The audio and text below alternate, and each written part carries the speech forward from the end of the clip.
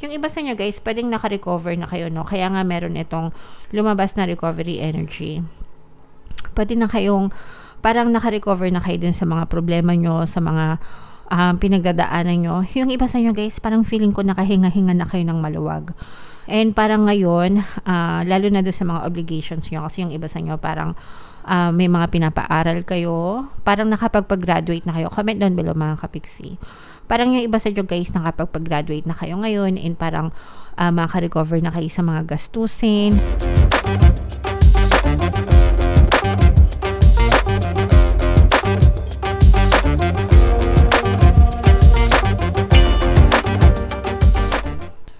Hello guys, hello Gemini, welcome back to Pinay Pixie Tarot. Ang pamagat ng episode natin for tonight is monthly Taroscope para ngayong June para sa Gemini, Sun, Moon, Rising, Sign, and Venus. General reading lang guys, pwede mag-resonate, pwede hindi, combination ng positive and negative energy. Sa dulo ng video guys, magkakaroon tayo ng yes or no pick a card reading. Ito yung deck na gagamitin natin. Pwede kayo magtanong ng isang tanong, answerable by yes or no, tapos titingnan natin yung sagot ng tarot sa inyo. So sa dulo ng video yan guys, kaya make sure na tapusin nyo yung video hanggang sa dulo. So unahin natin tong deck na to guys. Tingnan natin yung mga mensahe sa inyo. We have recovery. Meron din tayong within the next few weeks. Wow.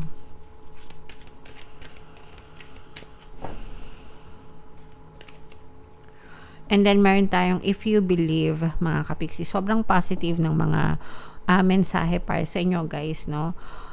We have recovery, and eto guys, eto yung timeline within the next few weeks. So parang sinasabi dito na within the next few weeks, pagpasok ng June mga kapiksi, unti-unti nyo nang mararamdaman itong recovery, pagbangon sa buhay nyo. Kung kayo ay may mga sakit mga kapiksi, this is a very good news, no? Kasi ibig sabihin nakaka-recover na kayo, gumagaling na kayo, di ba? Lumalakas na yung mga pangangatawan nyo. Pero again guys, pagdating sa mga sakit-sakit sa katawan, huwag kayong umasa sa tarot reading, no? Magpa-check up sa doktor, kumonsulta sa mga manggagamot mga kapiksi, dahil sila yung mga taong may tamang kaalaman, kakayahan para ma-diagnose yung mga nararamdaman nyo, yung mga sakit nyo, and sila din yung makakapagbigay sa inyo ng karampatang lunas mga kapiksi. So please lang, wag kayong magpakakampante sa mga nararamdaman nyo sa katawan nyo. Magpa-check up kayo, magpa-consulta sa mga doktor, okay? And also this is another sign or message na yung mga problema nyo sa buhay, yung mga pinagdadaanan nyo, mga pagsubok, ganyan, unti-unti nyo na siyang nalalampasan, and unti-unti na rin kayong nakaka-recover. So good news yan sa inyo mga kapiksi. Basta maniwala lang kayo, magtiwala lang kayo, no? If you believe, kahit hindi kayo maniwala guys, basta nagpo-persist kayo, pwede kayong maka-recover. Pero pag sinamahan nyo yan ng paniniwala, pananampalataya, trusting the divine, trusting the universe, trusting the process, ganyan, talagang pwedeng mas mapabilis yung inyong recovery, pwedeng mas mapabilis yung paggaling nyo, kasi nafo-focus kayo dun sa nafo-focus yung energy nyo dun. Okay? Alright. So, comment down below. Sa mga may karamdaman, no? Again, sabi ko nga magpa-check up. Meron din tayong subliminal dito sa ating channel, yung para sa good health. Additional tool yun, mga kapiksi, para matulungan din kayo na gumaan yung inyong pakiramdam. Pwede nyo rin pakinggan yung Ho'oponopono para naman sa inyong mga emotional healing and emotional recovery, mga kapiksi. Okay? Alright. So, i-mind nyo na yan guys, sa comment section. Mind recovery, mind pagbangon, ganyan. So, tingnan natin yung ganap sa inyo ngayong June, mga kapiksi. Shuffle ko to guys. Habang sinashuffle ko to, panoorin nyo muna yung video natin regarding sa ating paano mag-manifest ng abundance video course. Kapiksi, sawa ka na ba sa mga struggles at hirap sa buhay mo? Masipag ka ba at masikap sa buhay ngunit hindi ka pa rin umaasenso? Ilang beses ka na bang nag-attempt magnegosyo at mag-invest pero palagi ka pa rin nalulugi? Sa pagkakataon na ito ay maaaring may subconscious beliefs ka na nagiging balakid sa iyong pag-unlad at pagyaman. Introducing, paano mag-manifest ng abundance video course. Dito ay matututunan mong ma-overcome ang mga balakid mo para tuluyan ka ng umunlad, umasenso, sumagana, maging matagumpay, successful at maswerte sa iyong kabuhayan, pera, trabaho, negosyo, salapi at kaperahan ng bonggang-bongga. Dali, mag-send na ng email sa pinoypixie@gmail.com at simulan na ang iyong pagyaman ngayon. Alright, so sabay-sabay tayo guys magpayaman ngayong 2024. Mag-avail na kayo ng course, sobrang ganda niyan mga kapiksi. And ngayong May guys, mayroon tayong promo. Actually, pwede kayong mamili kung gusto nyo ng 1 free pampaswerte subliminal o kaya naman ay 200 pesos na discount until May 31 yan mga kapiksi. Kaya mag-avail na kayo. And meron din tayong email coaching, manifest your desires using the law of attraction. If meron kayong specific na gusto nyong i-manifest, pwedeng love and relationship guys, pwedeng money or career, pwede kayong magpabook ng email coaching session with me. Mag-send lang kayo guys ng email sa pinoypixie@gmail.com.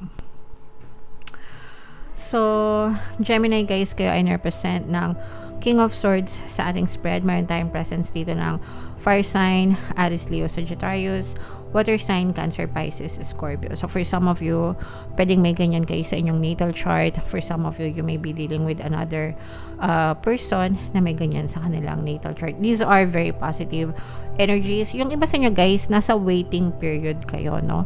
Parang meron kayong inaantay na go signal. Pwedeng nag-aantay kayo ng sagot sa mga prayers nyo. Pwedeng mayroon kayo inaantay na update or balita. Let's say, for example, nag-apply kayo. Ready na kayo, no? Kumbaga parang inaantay nyo na lang yung go signal. Kumbaga parang kung nag-apply kayo sa ibang kumpanya, ready na kayo magpasa ng resignation, inaantay nyo na lang yung update doon sa in-applyan nyo, kasi pag natanggap kayo doon, ipapasa nyo na yung resignation nyo and magsisimula na kayo doon sa panibagong trabaho. Ganun kayo ka-ready mga kapiksi. Okay?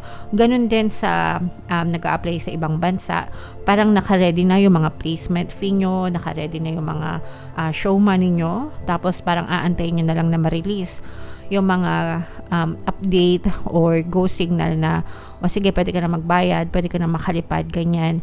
Yun na lang yung inaantay nyo mga kapiksi. Okay?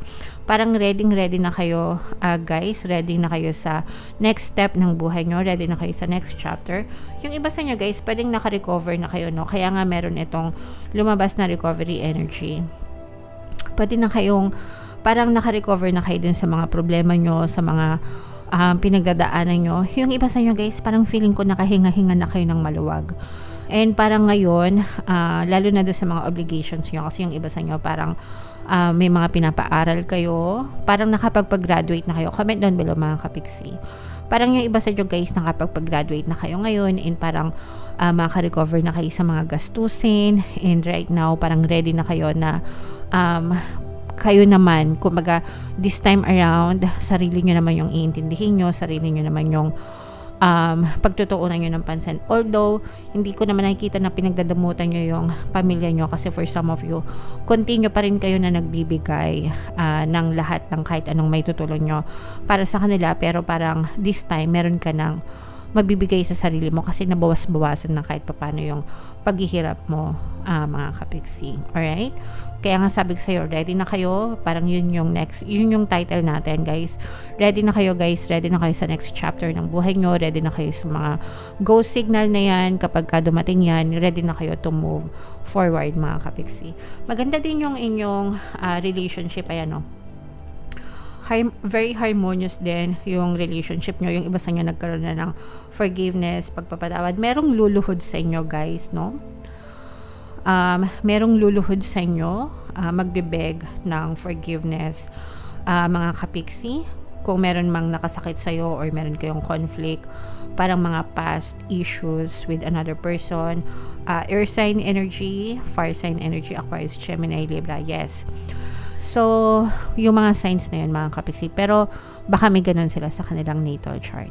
Yun yung nakikita natin na mag-a-approach sa'yo and parang literal na magbe-beg for forgiveness or figuratively speaking, no? Luluhod, hihingi ng tawad, magmamakaawa sa inyo mga kapiksi. And ito guys, kapag ka ito'y nag-approach sa inyo or lumapit sa inyo, very sincere ito. Ibig sabihin, honest siya, sincero siya, na totoong talagang nagsisisi siya, totoo talaga na humihingi siya ng tawad sa mga kasalanang nagawa niya sa'yo. So, very honest, very sincere. Although for some of you, feeling ko naman guys, parang ready na kayo na mag-move on, ready na kayo na mag-move forward. Actually, yung iba nga sa inyo, naka-move on na nga kayo, no? Pero, parang, yung act of kindness nila, pinagdududahan nyo kasi parang hindi kayo sanay. Parang hindi kayo sanay na yung person na kagaya niya is manghihingi ng tawad. So, parang medyo unbelievable yun sa inyo, guys. But, yeah, this person is sincere and this person will really ask for forgiveness. Okay? So, yeah, comment down below. Gemini, if feeling nyo naka-resonate kayo dyan, i-mind nyo na yan guys sa comment section. Mine, ready na ako sa mga pagbabago. Mine, ready na ako sa mga blessings, biyaya sa bagong chapter ng buhay ko. Etong forgiveness, kung gusto nyong i-mind nyo din if ever na meron talaga kayong gusto na mag-sorry sa inyo. Mine forgiveness, mine apologies. Apology pala. If in case na talaga nagmamanifest kayo ng apology guys, especially from your specific person, meron tayong subliminal na pampakonsensya. I-combo nyo sa pampabalisa subliminal. Mga kapiksi, pag pinakinggan nyo yung dalawang subliminal na yon, as in talagang hindi yan mapapakali kakaisip sa inyo hanggang sa humingi sila ng tawad. Alright? Okay. So, comment down below guys if feeling nyo naka-resonate kayo dyan. Tingnan natin itong yes or no pick a card reading. Huminga kayo ng malalim, mga kapiksi, tapos itanong nyo sa isip nyo yung tanong na gusto nyong malaman for June. Answerable by yes or no. Tingnan natin yung sagot ng tarot sa inyo. Habang sinashuffle ko to guys, meron tayong exclusive membership program dito sa ating channel. I-click nyo lang yung join button dito sa baba guys, o kaya dito sa taas yung link ilalagay natin. Kapag member na kayo, magkakaroon kayo ng access sa mga exclusive videos regarding manifestation using the power of your subconscious mind and law of attraction. So, hinga ng malalim mga kapiksi, tapos itanong yung tanong sa isip. And then, pili kayo ng isang card. Ito yung card 1, ito yung card 2, ito yung card 3. Kung card 1 ang napili nyo guys, ang sagot sa tanong nyo ay no. Kung card 2 ang napili nyo, ang sagot sa tanong nyo ay yes. Kung card 3 naman ang napili nyo, ang sagot sa tanong nyo ay yes. So, congratulations Gemini. Comment down below if naka-resonate kayo. Guys, ito yung ating mga pampaswerte subliminals. Pakinggan nyo para makatulong sa inyo. And ito naman yung ating success stories ng paano mag-manifest ng abundance video course. Click here to subscribe guys and click here to join our membership program. Thank you for liking, sharing, and subscribing. And see you again next time. I love you all guys. Have a nice day. Bye-bye.